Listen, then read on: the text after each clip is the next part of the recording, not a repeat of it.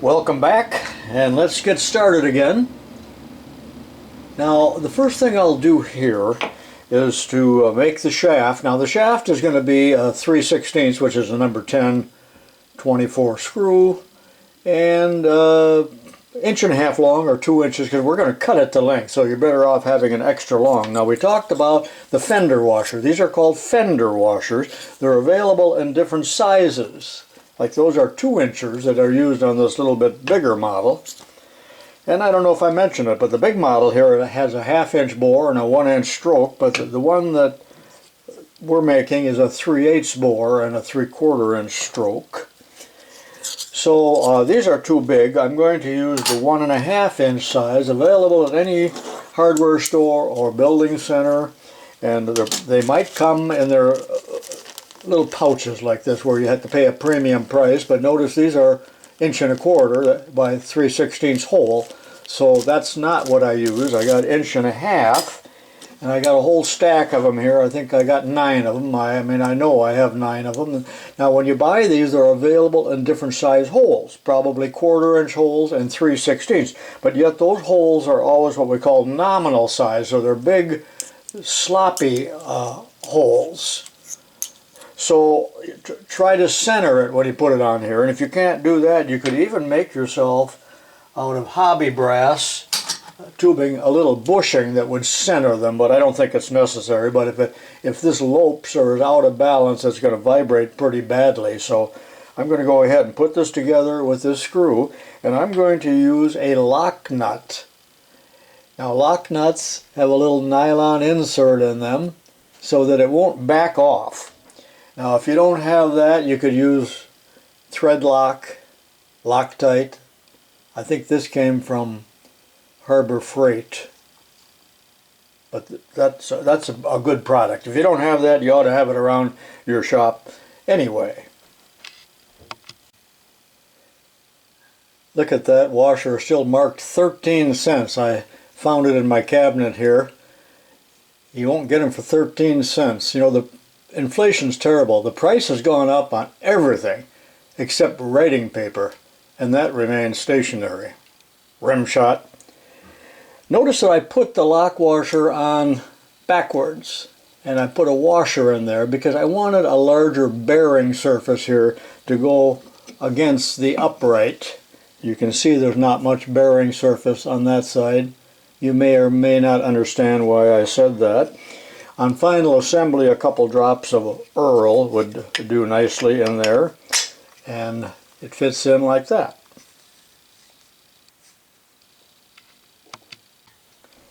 I put a lock nut on this side. However, that lock nut is very thick, and I may have to go to the thinner nut, and you'll see why in a little while, and use Loctite on there.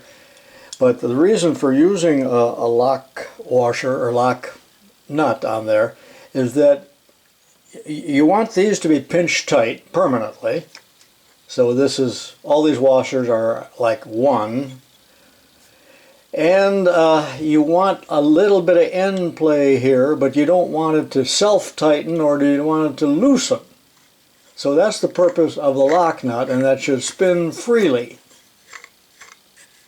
And that's, if I had a regular nut on there now, either the nut would come loose or it would be so tight that this wouldn't turn. So that's the purpose of the lock nut. Next we're going to make the crank, and that's a 1 inch fender washer with a 3/16 hole in the center. Notice there's an extra hole there because when I built this prototype a long time ago, I was playing around with different lengths of strokes.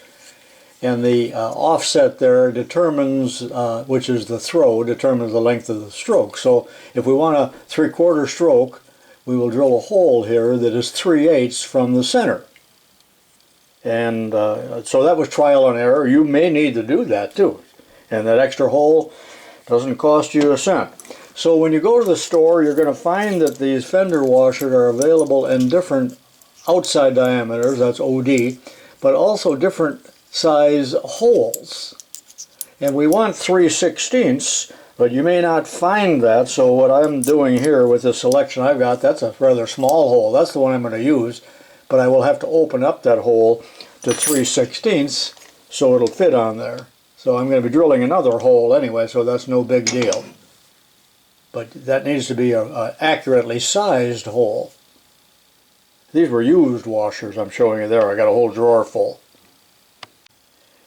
I just drilled that center hole, so it's 3/16. And I laid out the other hole, which is 3/8 from the center, or should I say 1/8 inch from the outside, and I've already center punched it and it's ready to drill. And I'm going to use a 440 screw, 1/2 inch long, for the pin, so I will need to drill the hole 7/64. Now here's a great way to drill on something like this. This works better than a drill press vise, and I won't show this, but using scrap wood, just hold it like this, because then it can't get away from you, to drill, in this case 7/64 right into the scrap. Do not attempt to hold this with your fingers. There's no way you will do it, even with a small hole. There it is, the hole is drilled, and I put that 440 screw in there with a nut on it, tight, because we don't want that to come loose. This screw may be too long. If it is, I'll cut it off later on. But it's always better to have that extra length. And then this is ready to mount right here with the 1024 nut. And then after I get the nut on and just snug it up, as you can see, the thread is too long, so I will cut that off or file it off. I'm not going to do that right now, because I don't really know what the length is, because I believe that at some point here I'm probably going to have to change the lock nut to a regular nut, as I mentioned previously. So, but that completes the lower part of the engine. And see how nice that spins? So now we're ready to start the hard parts. I will have to say that this is the hardest part, and this is the cylinder. It oscillates or wobbles. And there are really 3 holes. One is the bore, and then the pivoting hole, and then this is the intake for the air or the steam. Now notice that this is headless. That is, it's a blind hole. A blind hole means it doesn't go all the way through. To put a head on here like I have on some of my engines with tiny little screws is just really not a beginner's project, so that's why I designed it this way. But also note that the bore here is off-center, and there's a reason for that, which will become apparent later on. But again, it's going to go like this. Now on the larger engines, well, let me show you on this one. The reason it's thicker is we need an area for this thread. Well, the material I've been using is 3/4 inch square aluminum. Do not use steel, it'll just be too hard to deal with. Where are you going to get a piece of that? Well, on this larger one here, that's a piece that I cut out. You can still see saw marks on it from a much larger piece, and like this. But you know, that's a lot of work to saw those and file them down. So I'm just going to have to assume that you're coming up with this piece of aluminum or something that you can use. And I will cut it off to length, and the length for this project is 1.5 long, and again it's 3/4, but in metric it's about 20 millimeters square, and what about 38, but it could be 40. Let's call it 40 if you're using metric. I'm going to hand hacksaw that off, 1.5 inch long. There it is, cut the length, and I'll take a file and try to square the end up.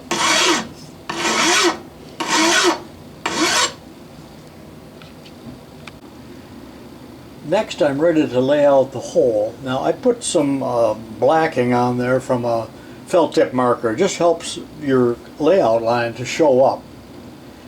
And the hole is centered this way, so it'll be 3/8 in from this side, but of course it's off center, and that distance is, just a second, I gotta look, I got it set here, 5/8. So this is set at 5/8. Now use a scriber for this, because you want it to be accurate. So there's 5/8 line, and then here is the 3/8.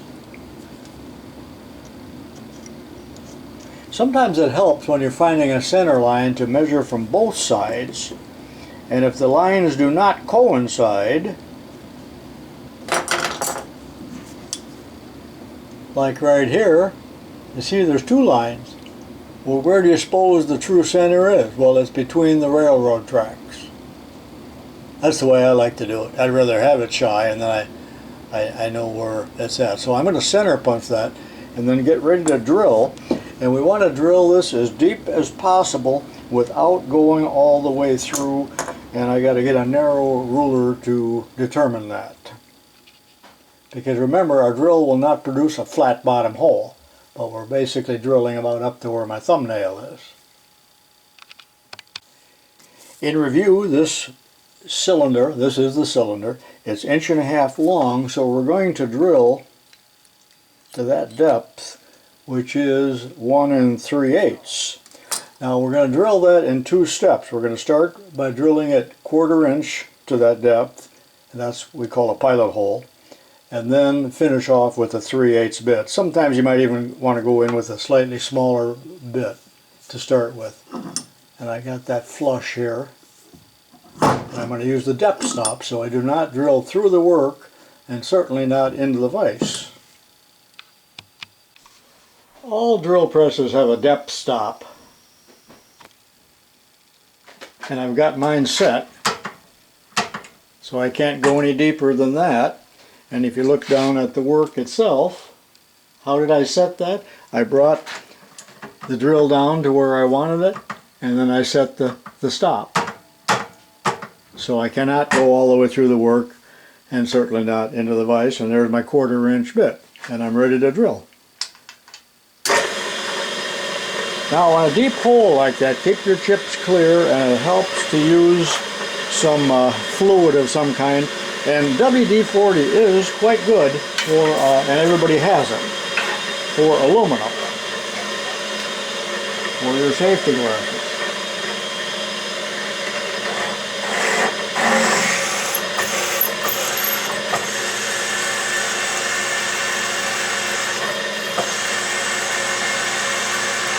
And when you get about halfway through, stop and put a little more on. And some into the hole too.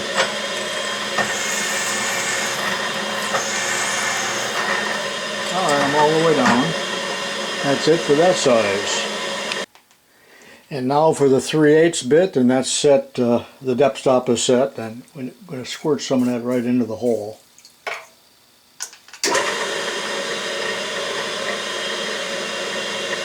And get a good hold on it, because that can grab and spin.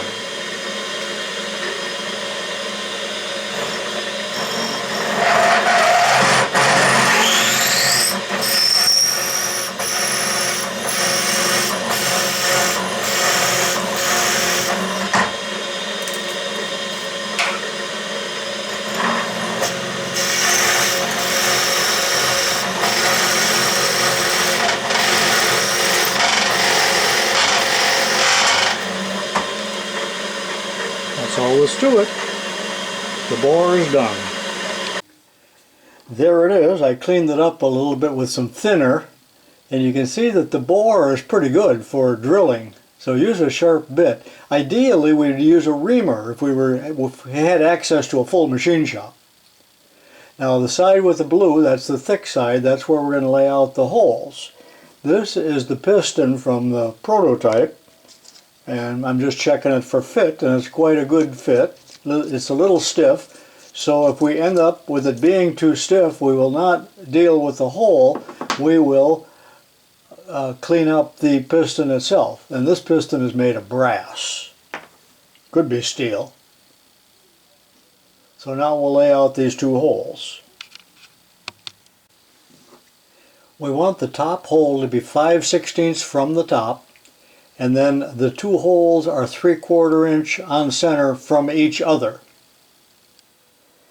I've already made a center line, little set of railroad tracks, and here is the first one at 5/16.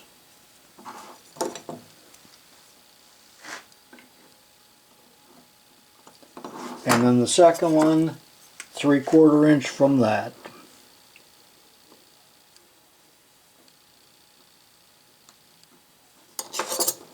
And I will center punch both.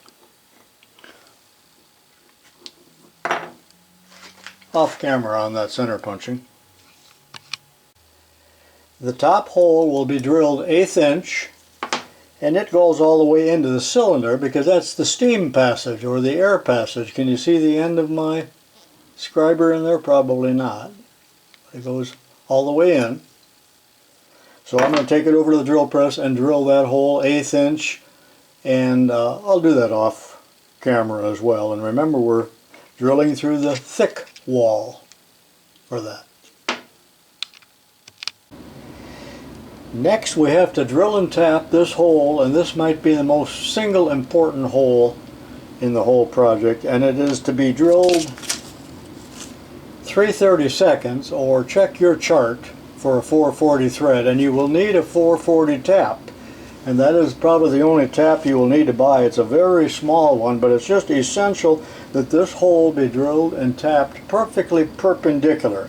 If it is not, then the cylinder is not presented to the upright here, and it's going at the correct angle, and it's going to leak like crazy around here.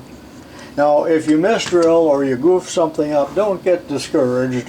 Just quit for the day and start the next day. So that 1/8 inch hole is done. Now I'm going to drill this 3/32, and you know, it really calls for a blind hole. Now a blind hole doesn't go all the way through. See, there's a bottom to that hole. But it's most difficult to tap a hole that's blind, so I'm going to drill all the way through for ease of the people watching this. And the fact is, not too much air or steam will leak out around the thread anyway. That will act as a plug. And then you need to find a spring. So if you have to go to the hardware store to buy that screw, and it can be extra long, look at how long mine is, and I'm going to cut it off. That's a 440 screw, it must be 3 inches long, so that'll be cut off. But anyway, find a spring, maybe a little stiffer than a ballpoint pen spring, that will fit over that. And that spring is about 1 inch long as well. So now I'm going to go ahead and drill that hole. But I'm going to tap, and I won't show that, but I'm going to show you how to tap it.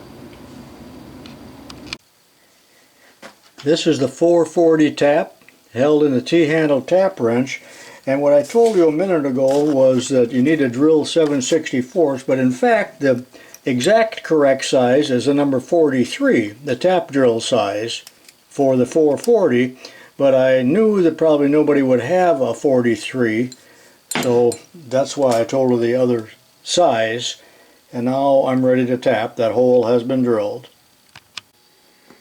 It'll be unfortunate if this is the very first time you've ever threaded in your life, if you're a young boy, because I can't tell you how brittle and delicate these taps are. But the idea is to put the tip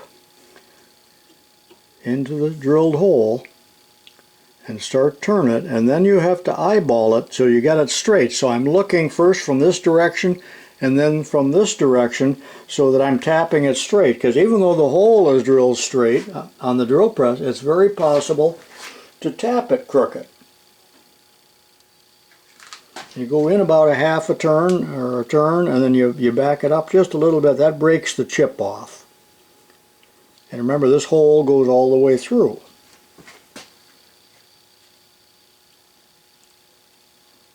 And I'm continuing to sight it. I think I'll put a little more of this on, and it'll run down into the hole. Now if you break the tap off, don't even think about trying to remove it, you just need to start over. And that's how you tap a hole.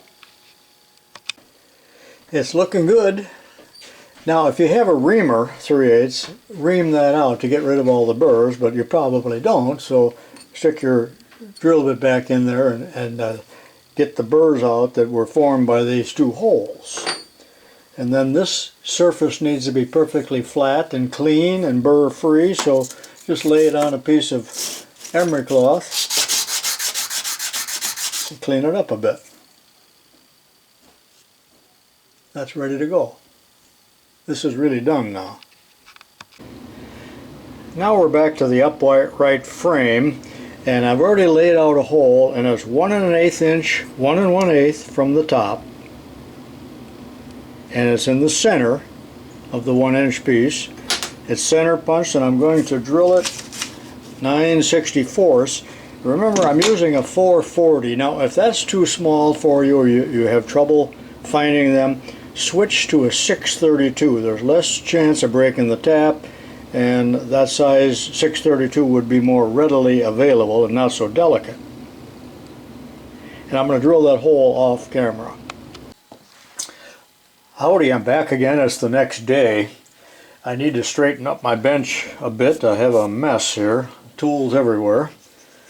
Well, since yesterday I just drilled the hole in the upright here, and I assembled it again with a 440 stud or screw, and I'm going to recommend that you use 632, but I'm not going to go back and do that. It'll just be easier for you. But now with the spring installed, you can see that it holds the cylinder in place and it puts pressure between the two. And we want that, and it's a good fit. And if you would take a piece of paper, you should not be able to fit paper anywhere around there on either side. If the paper fits or a feeler gauge fits, then that means that you have tapped the hole crooked. So that's a good fit. And thin paper, that's rather thick paper, there's a good way to check. So that's what it looks like so far. And we're progressing, not too much left, but this is a rather complicated part. This is out of the other one. That's a combination piston, rod, and then the lower piece, whatever that may be. But looking at this now, if I can fit it on there just a little bit, it's not really going to fit properly on this one, but that's the top of the stroke, so I really need the rod to be a little bit longer. I would like the piston to go up about this far.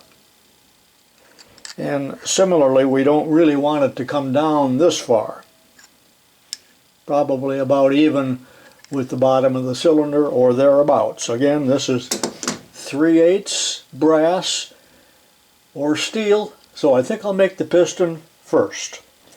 So again, 3/8 diameter, and well, with the metric ruler it's about 14 or 15 millimeters, and with the imperial system it's 1/2 inch.